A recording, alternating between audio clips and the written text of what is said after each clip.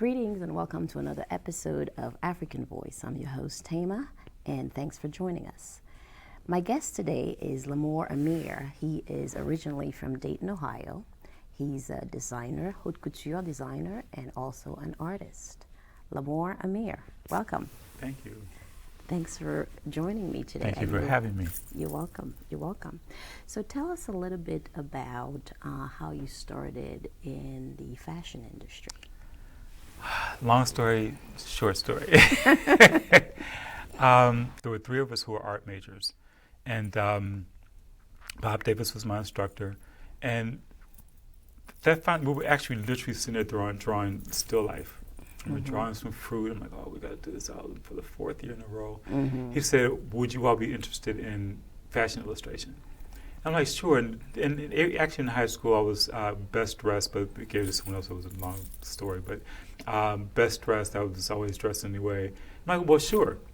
You know, break the monotony. I started getting into fashion illustration and actually won a couple of awards. I'm like, okay, pencil drawings. I was introduced to a lot of magazines I never knew existed before. Leading to the end of the school year, I remember designing a pair of pantaloons and a pair of pants, and Mr. Davis said, well, there's no way that you can structure those pants to build. You can't build them to stand out that type of structures. It won't work. They now call them MC Hammer pants, but the chicotos, I use a West African terminology, but I designed those. And while in high school, I was taking home ec, was doing really good with that. My grandmother used to, and this is 3 stories, so bear with me, please. So my grandmother used to alter my pants for me because I was a full-time dancer with the Dayton Contemporary Dance Company, and I ran track, so I was, small waist, big thighs kind of thing. And one time my grandmother said I bought some new pants, she wouldn't alter them for me. So I remember going downtown Dayton to Rich's Pawn Shop, no advertisement. I bought this old sewing machine, weighed a ton, took it on the bus, went home. I'm like, straight stitch, zigzag, can't go wrong. But I altered my pants myself, and I looked at the illustration I had with Mr. Davis, like, you couldn't work. And I'm the normal type of person, you tell me I can't do something, I know I can do it, I'm going to find a way to do it. Right. So I came up with this pattern, actually bought an old pair of pants, took them apart, getting everything together, and I made those pants. Of course, I had graduated high school by then, and I was like, I wish I could show them these pants. I actually found the nerves to wear them out to what we call the kiddie disco. So I'll go out, and when I do a pirouette, they will balloon out. Everyone was like, oh my God, those are nice. Right. And the thing that really, really hooked me was when someone said, will you make me a pair? I'm like, okay. Made them a pair, $5. Okay. I made a pair of pants $5. Someone else wanted something with the 10 and 15. I'm like, oh, you can make money from doing this. I really, really, really, really, really got into it with the 1987-88 tour with Ebony Fashion Fair at Johnson Publications. I was moving to LA. I had a friend of mine to mail my illustrations to Chicago. And while I think it was like 2 weeks later, I'm trying to figure out how I'm going to get a gig in LA. This isn't working for me. I had a call from Chicago. They wanted to buy that gown. And I had to come home to do it. And it's like, ever since then, it was like, that was it. Wow. So those first pants that you made, what did your mother say when she saw those pants that you made? They were always kind of used to me dressing differently. Right. Yeah, but you actually made those. Yeah, but those I started really sewing when I was 9. Okay. I used to sew by hand. Okay. But to them, and I was always changing things anyway. But so to my family, it was like, I think she really was more impressed when she finally said she wanted something made. I'm like, oh, I can make that. I'm a lot better now, but they were like, oh, okay. But to them it was like, well, we knew you could do it, so we're not surprised. So what would you say your sense of fashion came from? Who did you emulate? Like, who did you see wearing that kind of stuff, and you're like, I like those, and that's going to become my stuff? That's a part of my book. Growing up, especially as a brother of color, we didn't see too many of us on TV, but there was something about Fred Astaire and Gene Kelly and Clark Gable. And I still like that whole 30s, late 40s, late 30s, early 40s type of dress. And just the sharpness, and the whole, what kind of got Presence. me. Yeah, that being sharp, being dressed, Dressed sharply. well, yes. That kind of got me, even wearing cufflinks and tie bars. That was like my whole aesthetic, in high school. Like, I need a tie bar, I need cufflinks, I was even wearing spats. People are like, what? I'm like, these are spats. Right. Gene Kelly wore spats and singing in the rain. But that, and then, it's a cross-cultural type thing. Even my grandfather, who was actually the first mentor in my life, because he instilled something to me about being a man, quote unquote. And even that, and what he said along with that, everything kind of melted and merged together. That makes any sense. So I really can't pinpoint one particular thing, but just from what Granddaddy said, Mr. Davis told me I can't do something. I like to take a negative and turn to a positive. The whole lot of elements of things. Women raised me. There were 4 of us, and women raised us. And just seeing the women that God put in my life, they were all well dressed. My mother, my aunts, my play aunts, my grandmother dressed. So it was already ingrained in the family. Oh yeah, yes, so definitely. It was just there. Even when we went out in quote play clothes, unquote, those sneakers, and I love wearing raggedy sneakers. I still wear holy jeans. I was one of the first ones to date, and I think wore them. People thought I had some type of problem, but and my grandmother just liked, you look like a bum. You look like a bum. I'm like, but this is the look. So it was already instilled. We couldn't, even as I said, our play clothes had to be neat. They couldn't be dirty. You had those on yesterday, so it was just ingrained. It was ingrained. So who do you design for? I know you design for men and women, but what would you call your style itself?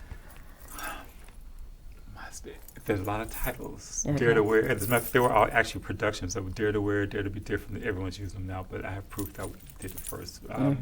Dare to Wear, Dare to Be Different. On the Edge. Now, I know you've worked with a lot of celebrity, like Vivica Fox and the likes.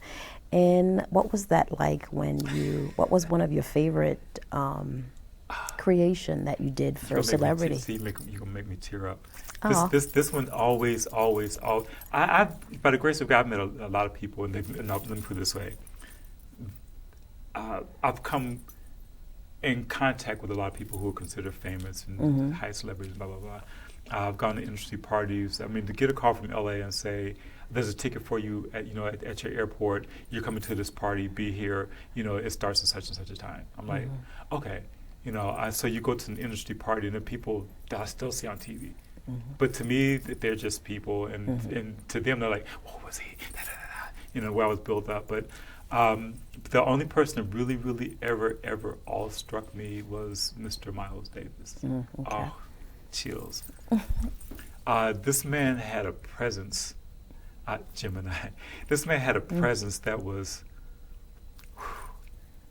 I had never been lost for too many words. Normally I can get through any type of situation, but with him I was just like, yes sir. Right. Like in awe of it. I mean, I couldn't blink, and I had a camera in my hand over there. We were actually at his concert, and but I did a sweatshirt for him that had a trumpet on it, had elk skin on there, lizard, just all this beautiful skin, meek. And I spoke about how I grew up on his music. My grandfather made a point that to introduce me to jazz and this whole thing. And when I was I called him Mr. Davis. He was like, don't call me Mr. Davis. It's Miles. I'm like, I get to call him Miles. But he just even him growing up, watching his style and his flavor, it changed a lot. That was probably the biggest person who really.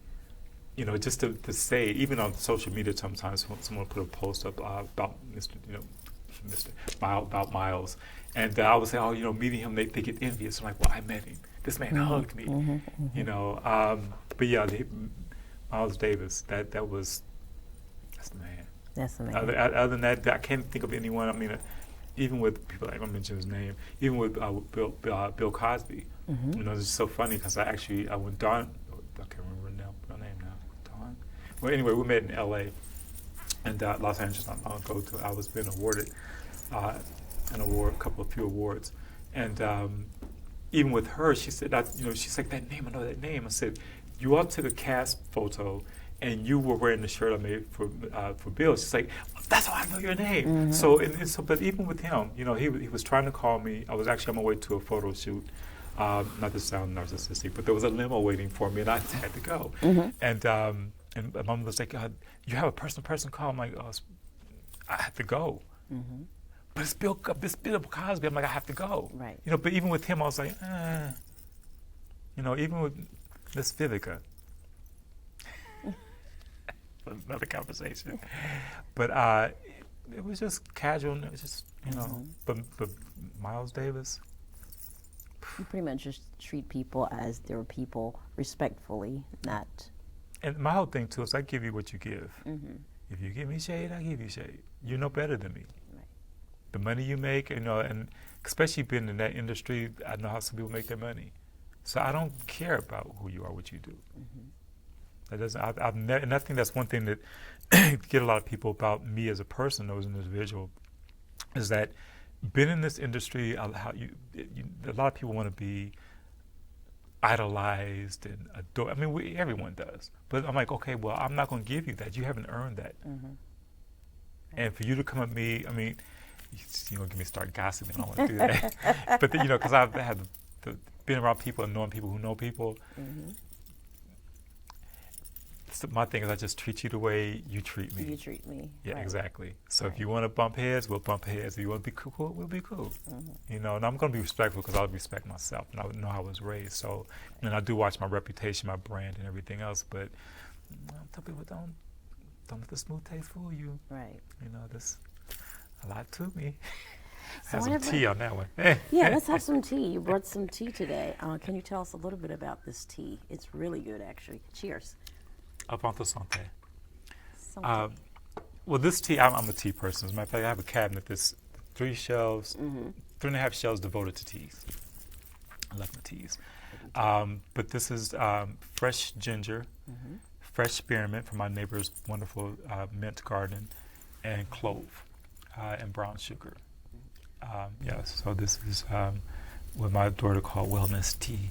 This is really good. Thank you. We used to drink a lot of tea growing up. My mom used to make us tea, so I'm also a tea person. So Yeah. this is right up my alley. That's if something's wrong, drink some tea.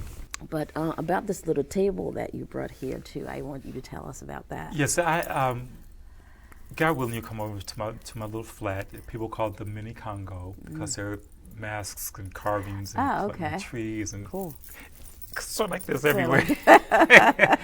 But this actually pieces from my sister Josie, who's in Ghana, Okay. Accra, Ghana, and she also is a fashion designer. But one of the gifts that she gave to me before I left Ghana last time was this. Well, actually, I picked this table out. It was with another friend. I picked the table out, and I had to go back and get it. Mm-hmm. She's like, "No, this is a gift." She's giving me all these gifts, silver, but this is it folds down and it actually hangs on the wall. And a lot of special people, when they come over for tea, when they know they're special, if I bring it on the table. If I bring the table down, Right. we're going to sit and chat for a while. Okay. But so and plus it reminds me of Ghana. I love Ghana. Uh-huh. But it's just the art piece that folds up, hangs on the wall, and I take it down and use it for a tea table. Wow, that's really cool. So I watched some of your videos about on your fashion, and there's 3 pieces in particular that I wanted to speak on. Okay. So the one is the sort of a backpack, which is black and white, and then it turns into like a red coat. Oh, okay. Because I always think, people always ask me about things, like, I never know I'm like, I don't know what I do with this. I never know what I do. Yes, that one, actually, Mrs. Johnson was going to buy that years ago when Ebony was still doing this thing. And I was actually, I'm motivated and stimulated and be very creative from food and nature. I'm a foodie, serious foodie, and nature. And I was traveling from somewhere. I remember I had this epiphany. I'm like, what can I do? Because I know Ms. Johnson asked me, because I was always creating for the women of the show. Okay. And one year she wanted me to design for the men. I'm like, okay, fine, no problem. So I was thinking, what can I do? I'm like, okay, so I came up with this outfit, and I can't remember how that came about. I know it was food. I know it was food related. And I'm thinking, with Ebony Fashion Fair, it was always about the element of surprise. I'm thinking, okay, I'm going to do this jacket. Then my mother, when I made it, called, she called me Elmo, but like, okay, I get it now. Yeah. It's faux fur, It's Elmo, right, got it. But, and I remember wanting to do something that there was an element of surprise, I'm like, oh, I'll just attach this backpack. It just came, I'd do that. So it just came up, and once I did, but they weren't actually going to buy it from me, but there was a matter of folding it back. It's almost like a parachute. Of folding it back, and because you have to fold it one way, fold this way to zip it back up, you know. And then if you don't hit it right when you take it off, yeah, that just came to me. It's probably no, I'm not going to bed until 3, 4, 5 o'clock in the morning. So it had to be sometime in that time of the night. That time of the night that this came. And then there's another outfit that is, it looks more, I would say, Arabian Night. It's like thing. Gold. And the black with the gold. Black and the gold and the hat. Yes. Yeah, that's hot. Well, being a king, I used to be a prince, but being a king, that's kind of like my whole little thing anyway, depending on my mood. That actually... So that answers your question that I asked you earlier about what is your, when I talked about your... okay, I just read your mind.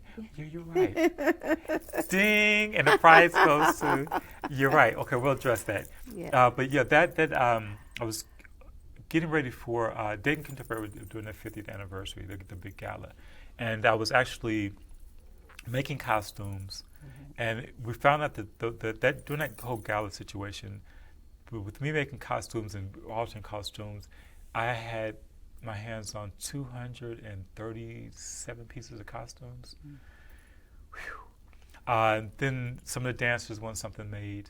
So I'm making outfits for this one, altering that one, redesigning this one. And I kept thinking, I'm just going to do this. I'm going to go home. And I'm like, speaking to Sherry Williams, as a matter of fact, the former dancer. And she said, no. You have to come to this gala. I mean, I am the first male dancer, started the male dancers, the legacy of male dancers with DCDC. And it's like, this is for you as well. I'm like, you're right. I'm like, but what will I wear? I'm thinking, well, you know what? Show up and show out. So I was thinking, okay, I'm going to use this. It's called African George, the fabric. And I'm like, okay, I think I want to wear something African George. I'm like, yeah. I'm thinking black is my color. I'm a black. And when I seen the black and gold, I'm like, I prefer black and silver. But something about that black and gold. I find more people respect the gold than they do silver. And I don't know why. But I'm like, yeah, this is it. And the fabric, when it came in, I'm like, talk to me. I'm like, this is it. It looks very regal and royal and elegant and just rich. Yeah. I still love my silver. Yeah. But and it was so ironic that when I made that garment, we were still down. We were with the Victoria. We were at the Schuster Center, and I had to walk over to Kettering for the Kettering Towers for the gala affair, and it just so happens that I'm really, really late. Because I'm trying to put costumes away, and just a lot I had to do, and then I had to shower, blah blah blah blah blah, and put on my C7, be cute. And when I went over, it was like being fashionably late. It was a perfect fashionably late situation, and it was just so happens that when I walked to the door and Gary walked in, the fire alarm started going on. Oh, really? They said it was me. You're too hot. Like, I'll take that. So without me coming in, people were coming out. They would see me. It's like this greeting of this people coming to greet me. Right. That's how I looked at it anyway. And everyone was like, I'm like, yeah. But and actually, I'm really shy, believe it or not. And those kind of things I kind of shy away from. And I'm like, oh, my God. Okay, I'm not embarrassed because I don't get embarrassed. I'm like, people staring at me. I'm like, what do you do? And there's normally something in my hands. I'm like, to keep you occupied. Yeah. So, but that was a moment. But yeah, but getting back what you said, I'm starting to chat a lot. Oh, that's okay. That's okay. Yeah. So that's why we're here. A lot of now that you hit that chord, since my first rites of passage was 6.5, 7 years of age. I remember everything about it spiritually.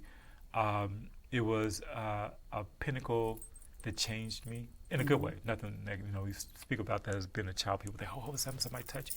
Nothing like it. Was all spiritual.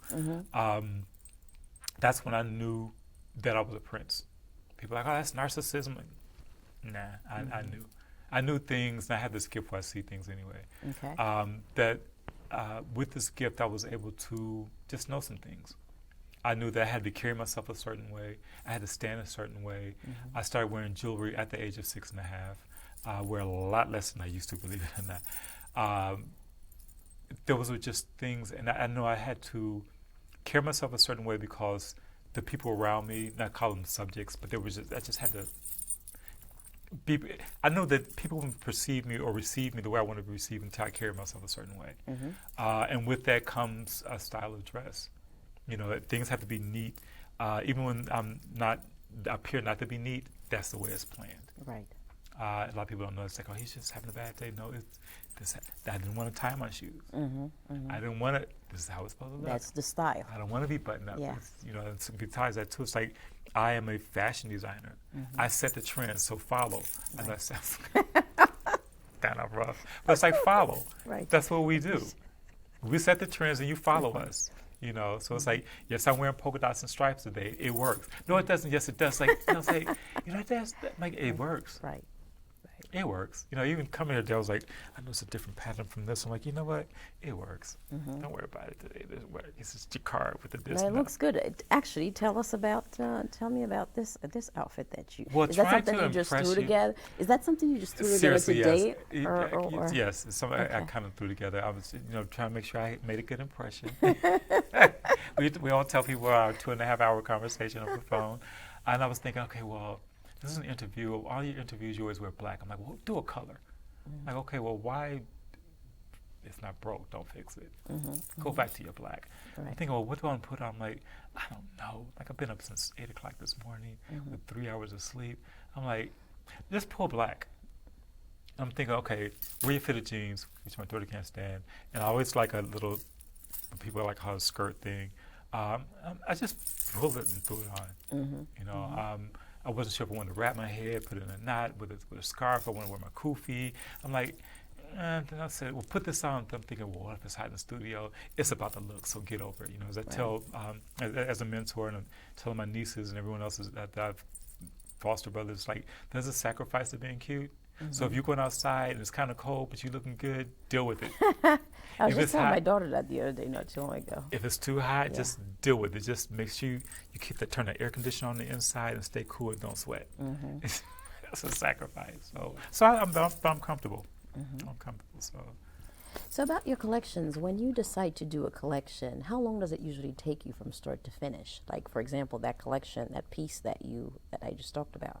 Yeah, it's from a collection, right? You know, actually, and people get about that all the time. And a friend of mine, Tiger, which actually when I get back to America, I'll be going to Tampa to do a photo shoot. And he always get on me about the whole collection thing. I do what I call a cornucopia collection. Okay. And with the cornucopia, it just depends on my mood. There's some of everything mixed in there. Okay. You know, some people do this flat out collection where they order 50 yards of it and 20 yards of that, make it look right. And I'm like, oh, that's not me. That's not. The mood changed. I want to do this one. Now I am doing a collection. It's called the Flora Collection. It's named after my mother. She doesn't know. And I've been working on it for 2 years now. And I'm like, you don't know this is named after. She hasn't caught on to it yet. That's all right. But my family doesn't really pay attention to what I do anyway, honestly. It's like, oh, that's just him.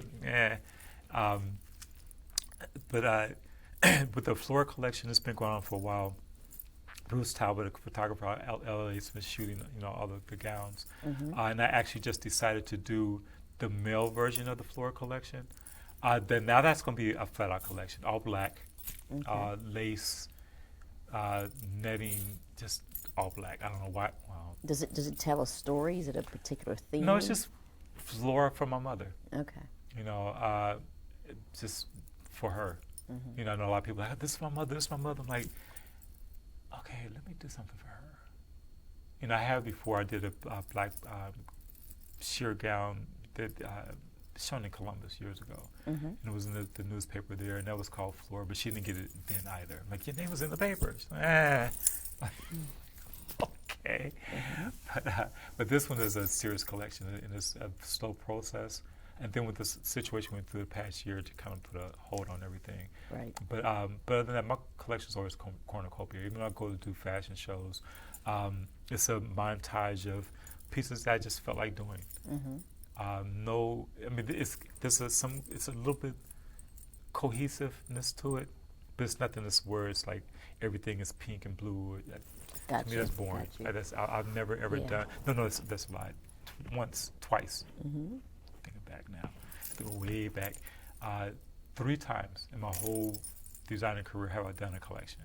Other than that, I just stay away from it because it's, to me, boring.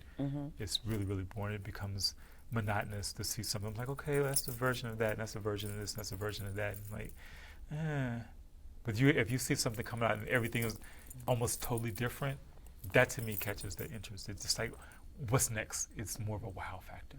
It's a surprise. Right. Versus, okay, well, we're going to see something blue and red again. Oh, something black and white, another black and white. Oh, see some color. So my thing is just, I've always called it a cornucopia collection. You get what you get. Right. So I know that you're also a dancer. Your first love would be dance, or is it my designing first love clothes? It's God, no. As an artist, my first love actually was drawing. Drawing has always been my thing. I used to get in trouble for drawing. My mother would come home from work and, all of a sudden you see the writing on the wall. Or you see something. I remember being a youth. My mother's came home from work, and I'd taken some yarn, probably something that I cut up from one of our clothes. I remember the cotton balls and stretching part to make cloud. I did an itsy bitsy spider mural on the wall. You did a what? Itsy bitsy spider mural on the wall. Took out the pictures. I had this whole. So it's just art. I was an artist. Drawing on walls was my thing. It was just whatever came to your mind, to your inspiration. I would draw on any and everything. I would draw on bills, checks, whatever it is. I just had to draw. So drawing was my very first passion. Dance, I think, became second because as a youth, I started winning dance competitions. And then when I transitioned from being a street dancer to a professional dancer, I'm like, whoa. But during that time, Jolene Blunden, who was the artistic director during that time, had got me about, you can't do all of these things. Because I was going to school full-time student. I was dancing full-time with her company. I was dancing part-time because at night I would had a dance gig. She couldn't really understand it. Just don't do it in my choreography. I'm like, this is all mine. Because it was street dance, totally different thing. I was still modeling and making clothes. And she was like, you can't do it. And then when she's seen it, she's like, you're doing it. So how do you combine the dancing and the modeling together? Now, if I'm modeling on the runway, it's like I took this. I have to remember we're being taped because that was a phone conversation. Like, he uses bad words. I only use 3 cuss words a day, and I almost use one. As a dancer, I always tell people, when it comes to a male on the runway, you can't mess with me. And that sounds narcissistic. But there's a pull up and a flow. Being a contemporary dancer, we do every genre of dance. And ballet is, you got to do the ballet. And to be pulled up in a way where you're 6'4", make you look 6'10". Right. You kind of float down the runway. You do a pirouette in there or a turn or something that's like, whoa. Now, a lot of models don't do that now because they don't know how to do it. And I just had a conversation again with Tiger. A lot of models, especially male models, don't know how to do that anymore. When you look at Pat Cleveland, who is a personal friend of mine, one of the first black supermodels, you look at Pat, there's so many models, even Imam, the way they used to come down the runway, models just don't know how to do it anymore. They just don't know how to do it. Do you think that part is left out of the teaching in the fashion industry? Right now, as back to Tiger in my conversation, he's my fashion brother. He's the only one I talk to about fashion anymore. So much now is about sex and sexuality and just standing still, because there's some models, when you talk to them, it's like, yeah, you're a model, duh. I was going to name someone's name. She's famous, but she's really like, turn the light on, baby. But some of them are kind of dense, but a lot of them just, you can't really train them to do that. You know, they need direction. Okay, walk now, stand still. You know, there's a model in a couple of models. One in the Carolinas, another one in Ghana. And I'm always telling them, smile, smile, smile. They're always stoic. But you either have or you don't. But a lot of them they're just pretty and cute, and now they're models because they take selfies in the bathroom, and I guess that makes them models. But they can't, when it comes to the physicality of really going down the runway and really doing it, they just can't do it. So it's kind of like taken out. But I think too, the European standard of fashion kind of is that way. So maybe that's kind of where it comes from. I watched runway shows for a long time because I wanted to be a model when I was younger. But, you know, I come from a very strict background, so that didn't work out. And I never asked my parents if I could be a model because I knew what the answer was going to be. But I would watch a lot of modeling shows, and it's like there's no smiling, there's nothing. That actually started to happen in the mid 80s.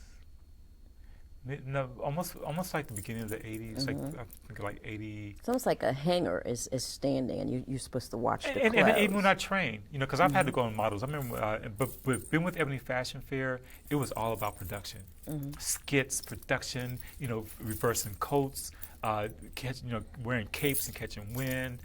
Pamela had this one thing where she'd take a cape, stand on one leg, wrap it around a leg, bring it up, put it. I mean, it was all about trick and da-da. Now it's just, and I remember my second year. It's a show. Yes, it's a show. They did it for 9.5 months. There were times when I would do something, I put a piece in the show, and it was like a lot of times there's always a skit or something behind it. You know, so it was a major production. I remember my second year with Ebony Fashion Fair, Shayla, I give major props to Shayla Simpson. She was just my fashion mom, my fashion guru. You know, some people say, "Oh my God, it was Mrs. Johnson." She taught me some things, but it was Shayla Simpson, and it was because of her and Pamela Fernandez I started getting with Ebony anyway. But I remember telling one of the models, "Be quiet. You're just a hanger. You're to be seen and not heard." And that is true. I mean, speaking as a model myself, when I go in, I model for a lot of other people, designers, stores. You know, I know my job, but I can sell the outfit. I know my fabrics. I can sell this outfit. There's a funny story about that as well. But I have a lot of stories. We could be here all night and some tomorrow. But see, you got me started. Lost my thought. Okay. Where were we? Have some tea. Where were we talking? Oh, I forgot where I was. I lost my page. You were talking about when you said you told that model. Yeah, so I was telling her that, you know, to be seen, I heard. So I know a lot of models, and they came out of Europe. You know, they just want everything to be all, you know, robotish. But then, during that time too, a lot of the models of color were being pulled out of shows because they brought it. They brought it. Yes. And when they started being pulled out of the shows, the Caucasian models, they couldn't do that. They couldn't. They just, it wasn't going to happen. You know, then you've seen some where, whoosh, whoosh, the kind of them say, just don't do anything. Just go out there, you know. And you still see that sometime on the runway. They just kind of like deer in headlights. But then you see some because they've started bringing a lot of the African sisters, and they're bringing it. They're bringing it, and you're starting to see it a little bit more. You see a little turn, a little snap, and a little like you bring it back. Yeah. Bring it back. But after Ebony, you know, Ebony's gone. Excuse me. It's just kind of like, you know, just walk down there and walk back. There are a lot of times, not to sound narcissistic, that when I'm in a show and I normally model my own things, there are a lot of male models who are like, I'm not walking behind that brother. No. Even some sisters, I can't do that. Just do you. Don't do what I do. The only time I get the show out is when I'm in front of a crowd anyway. You're just being you. You're just being what you do. Being a king. But I guess they feel a little bit intimidated, maybe. Well, you know, I do have that effect on people. You know, some people get intimidated because I just went through something at a store a couple of days ago, and people have told me, it's like, you know, you're intimidating. I'm like, why? Well, you know, you look kind of mean. Well, not mean, but you just look like you're not approachable. I'm like, well, and I tell people, growing up in this industry and then being in this town where the majority of people, they admire you but don't like you, you know how it is here. But I had to be my own agent, my own manager, And as a manager, managers are very protective, and I'm very protective of me. So I had to protect myself. Right. There are some people who approach me the wrong way, and I'm like, excuse me? So the manager comes out.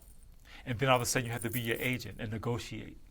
And then you have to pull all that back to be the artist and I'm an artist. But by that time, everyone's like, look, I just went through the gauntlet of all those other hats you wear, and we don't know. I don't know. Right. I'm like, do I get the gig? You're a little too much. Right. But that's my exterior. You have to be rough. Right.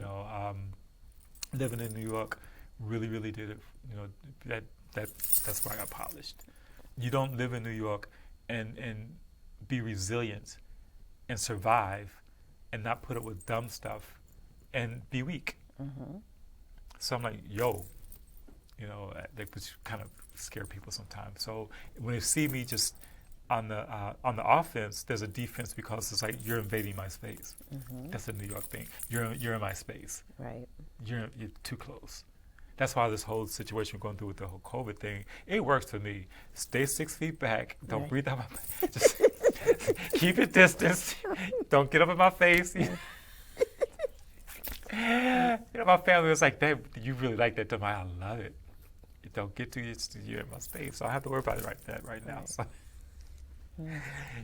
but I'm just a different kind of character. I can't help it. Well, you're just you. That's all I can be. So I know you're a Muslim. How does your spirituality fit into your fashion? That's a good one too. I actually think about that often.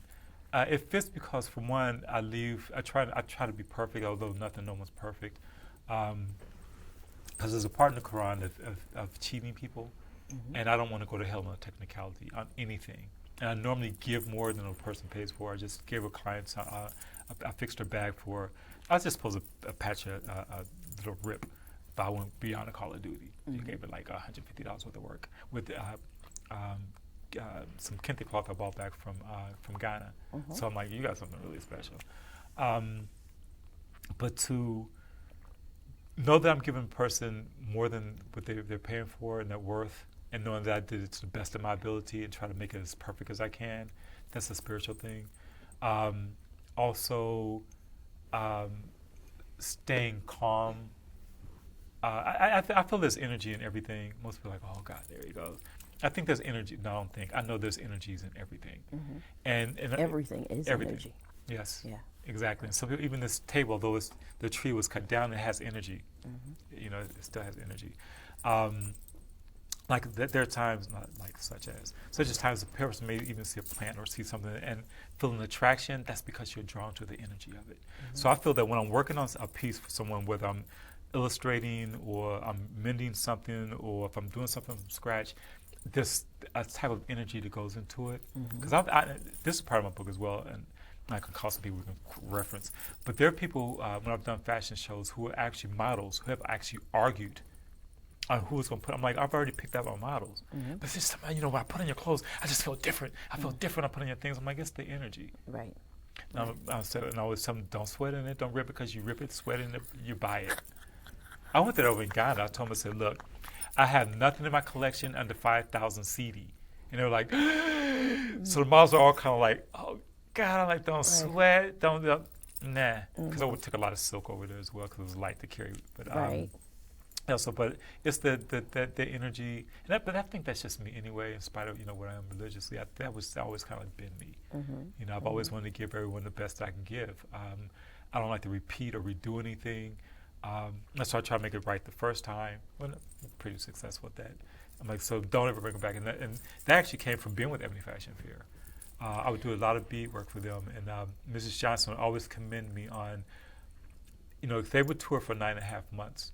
And very, very, very, very rarely would they lose some beads. Very rarely. If they did, it was snagged on something. They had to pick it apart.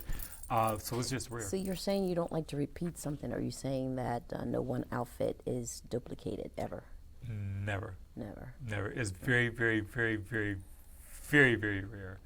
When a client calls you and they say, I want to work with you, I want you to make a piece for me, do they usually come up with their own design, or do you suggest something? It depends on who it is. Now, I have some clients, who they say, okay, I'm going to this function. I'm like, where's the function? What year? What month? That has a lot to do with it. I'm like, because I know them. I'm like, okay, I have something. Right. Whatever you want to do. How much I owe you? Bring me blah, blah, blah, blah, blah. So that's some of the business, the agent comes out.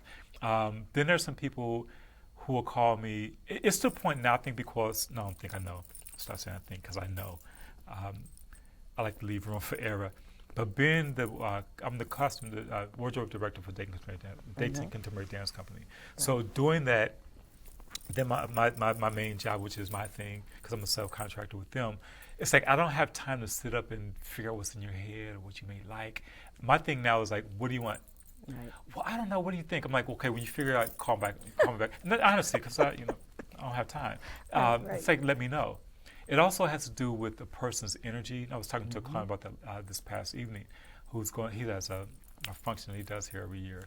Oh man, I'm doing this, I'm doing that. And I had this partner. I said, well, who is he? Mm-hmm. I already told him that you don't deal with everybody. I'm like, I'd rather not make money and be peaceful and have peace than to deal with you and take your money knowing you're getting on my nerves. And then I had this, what I call an A fee, which is my annoyance fee, which means you owe me extra $50. Seriously, I'm so serious. It's an A fee. So if I tell you you have an A fee, not an fee, you have a fee. You annoy me. But I'm so serious. Oh my God, you have me dying. There's going to be some people saying, oh, he gave me an A. I thought it was just a fee. It is a fee. An annoyance fee. But so my thing is, I don't have time to go through your head and figure out what you want. I need you to tell me what you want. Right. I just went through this one a wedding gown. I gave her a price. It's going to be blah, blah, blah, about this from Detroit. But she was still unsure. I'm like, are you sure that's what you want? I said, now, my thing now is, okay, I need you to put $50 in my account, Cash App, Zula, whatever it is, before I get started. Right. Because people change their mind. Well, yeah, deposit because, Yes, and I said, and if we move forward with this, it will go towards, what you're going to have done. Mm-hmm. I will say this past winter, I made some money that I didn't have to give back because they changed their mind and disappeared. But she was talking about this wedding gown she wanted. And I'm like, okay, I can't go any further with you on consultation until I obtain. I'm cash snapping you now. Ding, boom. Let's talk. You have 30 minutes. So I'm illustrating, taking notes, da-da-da. I'm like, let me get back with you. I'm going to find some things. I send her all this mail. Wonderful package. So you're like a no-nonsense kind of person. I just don't have time for him. I'm just, I'll be 36 again this year, and I just don't have time. wink. But, so yeah, because it's not, no one has time for that. I'm doing too much. I'm taking care of too many people, not talking about my good deeds. I just have too much going on. Right. Excuse me. But, send this package, we can use this. I found this is the price. I was going to get the fabric out of Italy. I told her this is a shipping fee, but the whole thing. And this is after she told me, what can you do with $2,500? Let's see. I said, we'll see. But because I work with you. Right. Did all this, and then she sent me something. What do you think about this outfit? I'm like, I don't think anything about it. That's not what we talked about. That's not what we conferred about. That's not what the consultation was for. Now, if you want to talk about this one, send me another $50. Right. But I went through all this, and she's like, okay, I'm going to come down and bring the deposit. We set a time and a date. She's still not here, and it's been a month ago. So I don't deal with people like that anymore. So would you say that some of the challenges that you have gone through in being a fashion designer, one of the major challenges? Like, what are some of the major challenges in this people? Field? But you need people. No. We need people, right. That's a part of my book as well. Not you probably make a brother sweat. Don't sweat. I effervesce. Effervesce. Some of the biggest challenges I've gone through, and I get this on a regular, maybe once or twice a week. Why don't you have a line? Why are you not in the stores? Why? About 3-4 years ago, I finally said, you know what, halas, I'm done. Mm-hmm. I'm done. I'm going to do what I need to do because whatever God wants me to have, He's going to give it to me anyway. No problem. My bills are paid. There's food. By the grace of God, there are people I look out for. So I'm like, I'm not going in this rat race. But to have someone who's a millionaire, and even some who have probably less than me, to step and tell you, this is what I can do for you, and I can do this, blah, blah, but do this for me. I'm like, first of all, I don't do that for anybody. Right. And that is just something I'm like, I going back a little bit, a whole lot. My morals and my values, even before, God gave me religion that works best for me. The way we were reared, our morals and our values were, because we were kind of strict. We were raised kind of strict as well, with some leniency. Mm-hmm. But nevertheless, we were one of those kids. You just don't come in when the street lights coming on. People joke about that, but that's how it was. And my mother said, if I holler for you outside and you can't hear me, you're too far. Mm-hmm. So it was some strictness. But the morals and the value things, like, I mean, there was a lot of things that were instilled in us, and I still hear my mother's voice now. Don't do this, don't do that. I hear it now. Mm-hmm. So for someone to sit up and tell you, this happened in New York, I lived in Chicago, definitely LA, it's happening here. And, I call Dayton a lot of different names, but I call it Podot. But even here in Dayton, for someone to sit up and tell you, well, let's go on this little date. No, first of all, I don't date. Mm-hmm. I don't date. And I do go out on dates, but they're always by myself. And I post a lot of times, I don't date with myself. Right. But I'm like, and to step and talk to a king in such a manner, that's serious, I just got hot.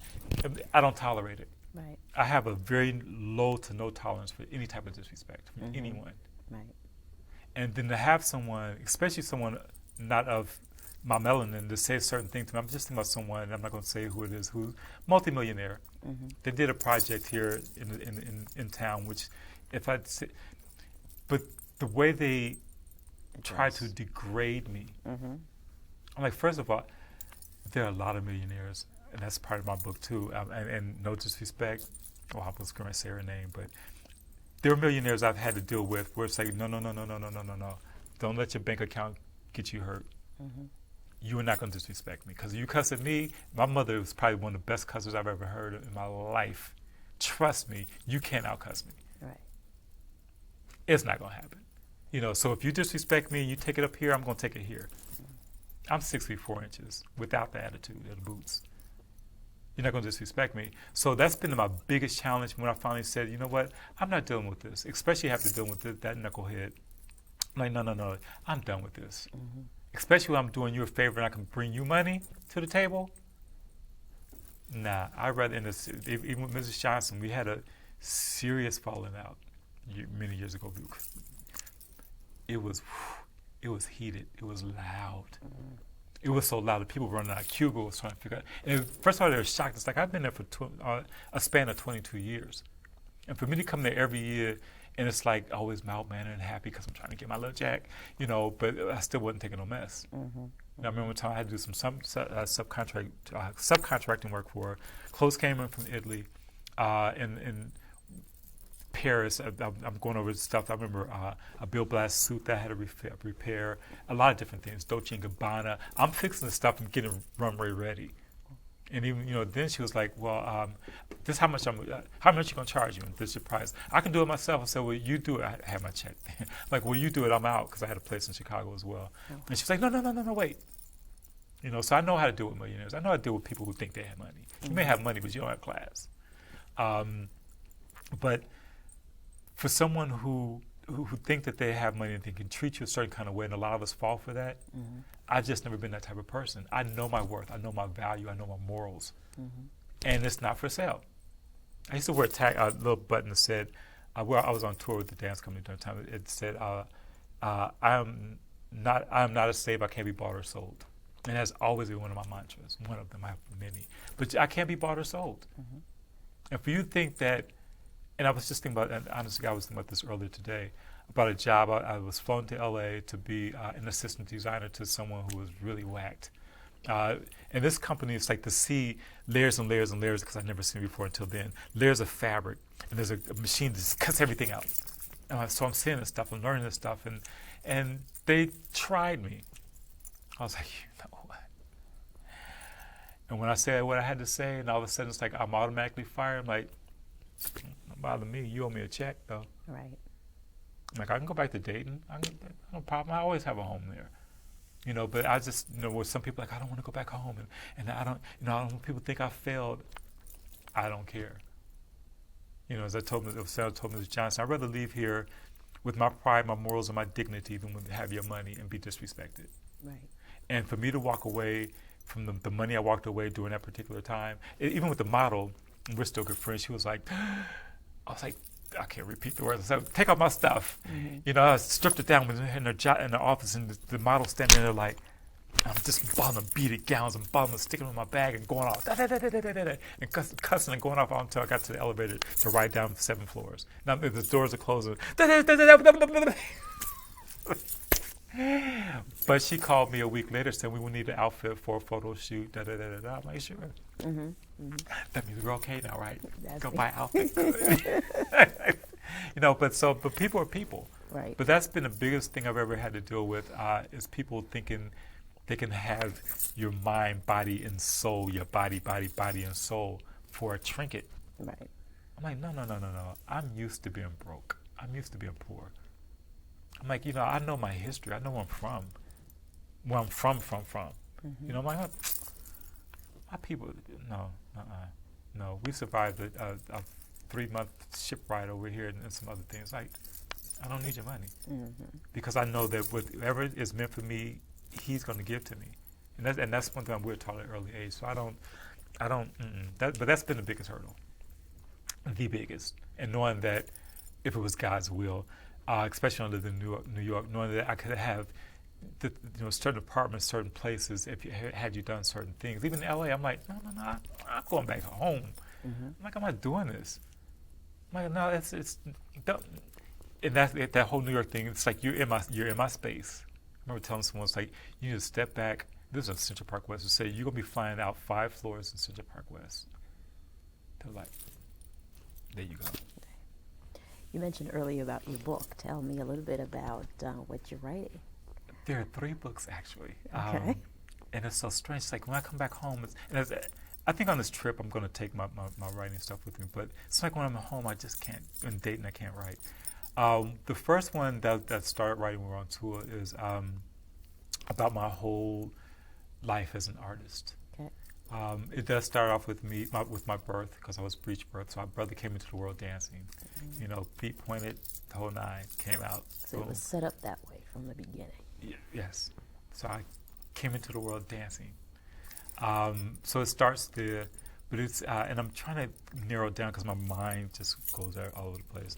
But I know I want to speak about some of the trials and tribulations. Definitely Ebony Fashion Fair, because Ebony Fashion Fair actually is what started me to be international. Mm-hmm. They gave me my first international title.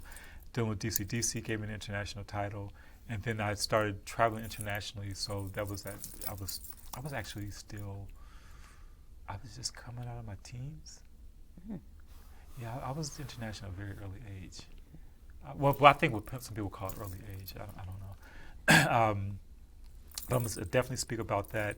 I'll speak about David Fox, who's here, who was one of my mentors. I've only had a few.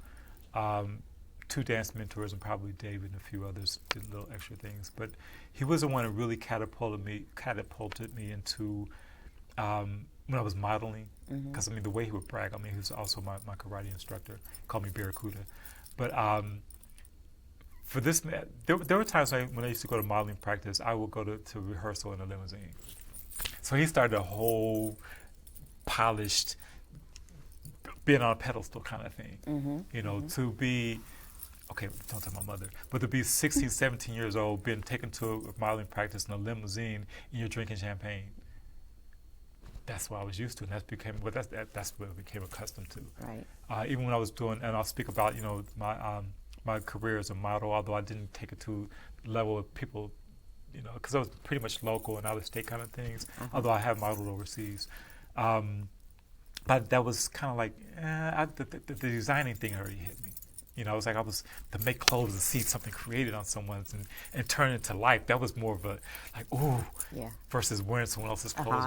Yes. Yeah. It was, that's what I tell people, you don't need to do this, that, and the other to get high. I'm to do something, I have chill bumps, to do something such as that and see it alive. Right. Just like the photographer, Bruce Talbot, who's in LA. And we were always talking about this whole, as a matter of fact, I can't wait for him to do the shoot. When this whole pandemic thing started, he said, be creative. I'm a challenge. He said, I quote, I challenge you to create. Mm-hmm. I was like, man, I don't have time for this. I've been locked in the house for 2 weeks. I haven't seen my mother. I haven't seen. I'm like, eh. He said, and I was thinking, wait a minute, hold on. You know what? I love a good challenge. This is a good one. I'm thinking, my granddaughter goes, like, what do I have here? I'm like, there's some fabric that I picked up in New York a year prior. Is that how the mermaid dress came about? Which one? The one that you posted on YouTube for your granddaughter. Oh, no. Okay. She's I want to be a mermaid. I'm like, okay. I want to be a ballerina. Now she wants to be a spider woman. Okay. Not spider. I'm like, okay, babe, we'll do that as well. Okay. Two, she's got her own little thing. But, no, but he, and it's done in the cranberry color.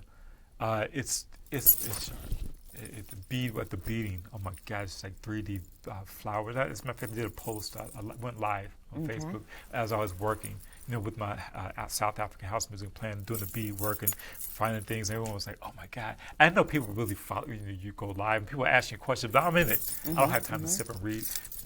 It's just people were in it and they follow me. I'm like, these people follow me for 35 minutes. Oh my goodness. Because okay, I'm sorry. Go ahead. No, it's fine. I was going to say there was another photo shoot that I saw that you posted on YouTube, and there was this silk, and he had a hat, like it's a pointy hat. Oh, right. Yeah, what was that look all about? Yeah, that was that was Roland Hatch is a photographer here, really great. He's the one that did what I call my signature shot with him. This shot. Okay, I saw that.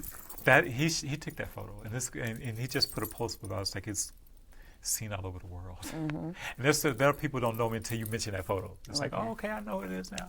But and as a matter of fact, I was trying to sneak up on someone. So I've seen the picture. I know the jewelry. I know who it is. But that's his famous shot. But he wanted to do a photo shoot. He's like, man, I feel like shooting. And that robe I actually made for a well-known model in New York. But he was being a little shady. I'm like, oh, you know what? I'll give this to someone else that's now in L.A. He resides in L.A. I give it to a model out there. But let me step back a little bit more. There's a stylist here named Aaron Washington. Okay. And Aaron came to me and said he wanted to use one of my kimonos because he wanted to do this urban. What I was looking for, that word. Yeah, he wanted to do an urban Asian something. So I put this look together for him, and I don't know if I was stepping on his toes because I'm a stylist as well. But I'm like, I don't know if I was stepping on his toes. I put everything before him. It's like, no, but just let me use this kimono. I'm like, okay, so you used a jacket. I'm like, when Roland called and asked me to a shoot, I'm like, I'm gonna bring this because I knew the look. The model that I used, James, I'm using one. He's from the Sudan. The brother is 6'4". Darker than your boots, beautiful butter complexion. His sister models as well, Rebecca. She's a wonderful model. Okay. But I'm like, I'm gonna use him.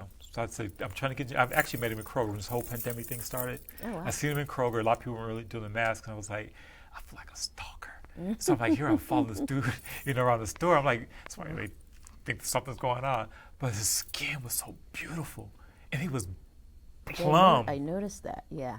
He has that really nice. Yes, I was like ebony. I said, look, I greeted him with a card. I said, my name is Ameer. I'm an international fashion designer. Have you ever thought about modeling? He said, well, yeah, I thought about it. I said, well, give me a call. Let's talk.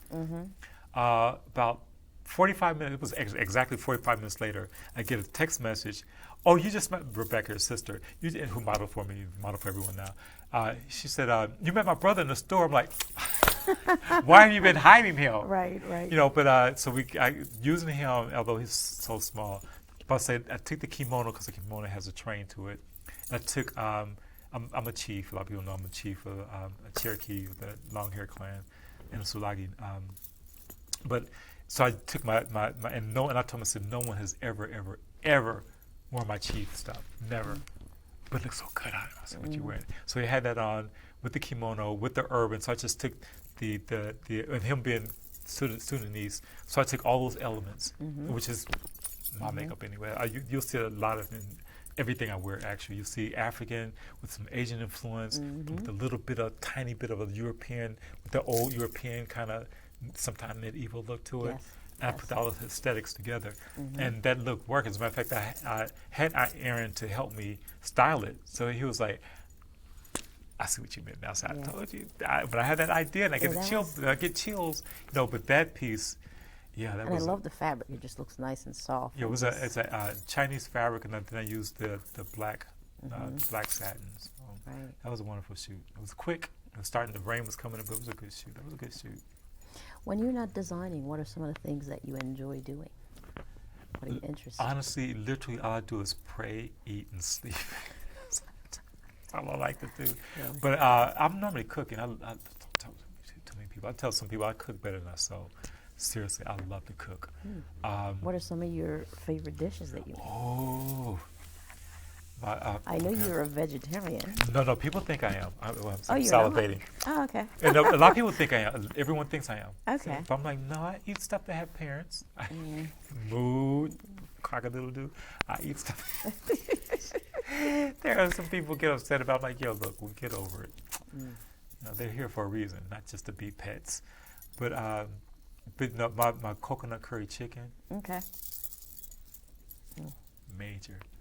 My jerk chicken, I just had some last week. My jerk chicken, my peas and rice with plantains and cabbage with cornbread, or use a dumpling.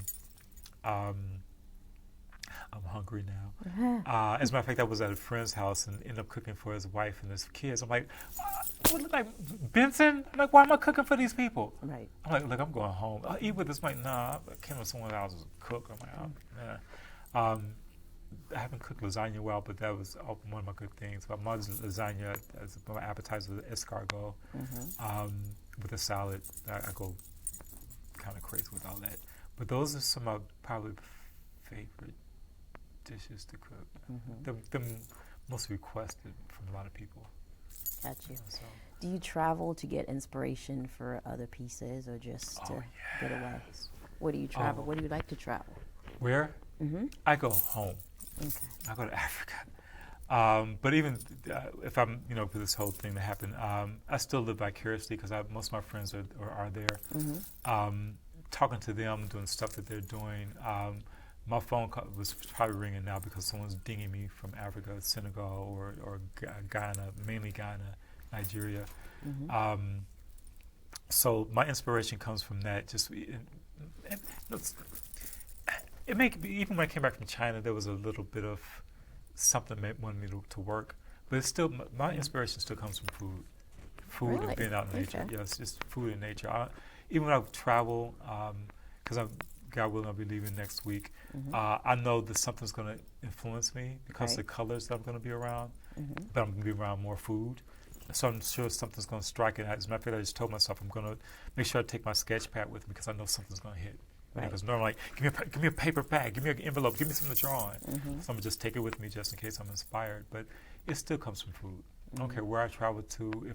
And normally it's a dish I've never had before. I'm like, okay, that squid looks very interesting. Then most of it looks like beadwork. It's like, oh, I'm gonna do some beadwork with some paillettes and food. I did a piece one time, my second piece with Ebony Fashion Fair, with what we call caviar clusters because I love caviar. And I'm thinking, I just put these beads on because I was actually eating. I was eating townhouse crackers with Philadelphia cream cheese and caviar. And I was thinking, that looked like on a dress. I'm like, I just cluster on like caviar. So they called it caviar cluster because it came from food. Gotcha. So Gotcha. it's all about food. So what's next for you? Let's see. I'll let you take a sip of that tea first. Actually, what's next for me is fashion-wise or just next period? Just in general. We don't have to be general. We'll be specific. I'm going to, by the grace of God, I'm leaving the country.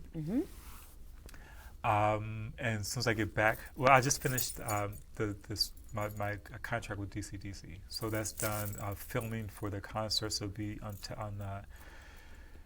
the whole vertical visual, that thing they're doing now on computer.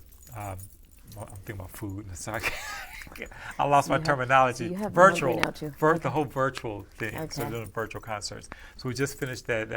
Finished my last 2 weeks with them. Now I'm basically my wardrobe together to travel with, which is a gift to myself, a big gift. and long deserved and well deserved and overdue gift. I'm hoping to go. Well, I'm not hoping. I'm going to Senegal. Okay. So I'm gonna go to Senegal and use my Wolof, which a little bit I know in the French. So I'll combine those with the French, English, and Wolof. That should be okay. Bon voyage. Merci beaucoup. Merci. So I'm gonna, and I'll bring some back. So I'm gonna do that. As soon as I get back, I actually go to Tampa for a photo shoot with Tiger Valentine. He's also a fashion designer, but his photography, is fire. So we had this whole epic king. He's giving me a lot about, you have to stop calling yourself a prince. You're a king. And he told me reasons like, yeah, I paid my dues. I'm considered to be epic and legendary. I'm like, well, yeah, who else has gowns or an outfit that's traveled, across the United States in a museum? Who can say that?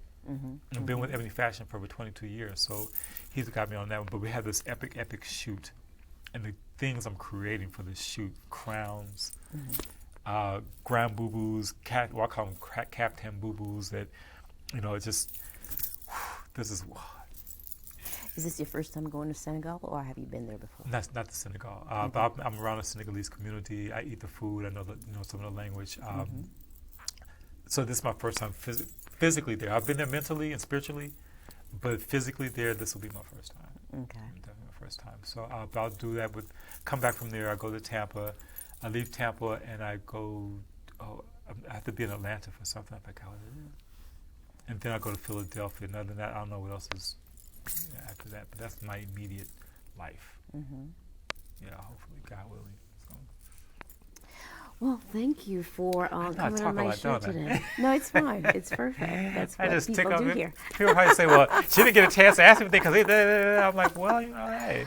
That's what people do on the show. They talk.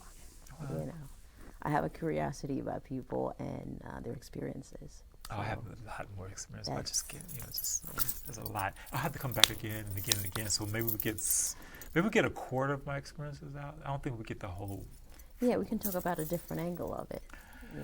Different things that you're doing. That'll work. Yeah. Then I'll bring you some banana tea. I have this banana tea, organic banana from the peel. There's a tea made from the peel of a banana. Okay. Yeah. Wonderful. This tea's really good. Oh, thank you. Merci beaucoup. De rien. De rien. Well, thanks for being on the show. I appreciate it. That's it for our show today. Again, my name is Tama, and we'll see you next time.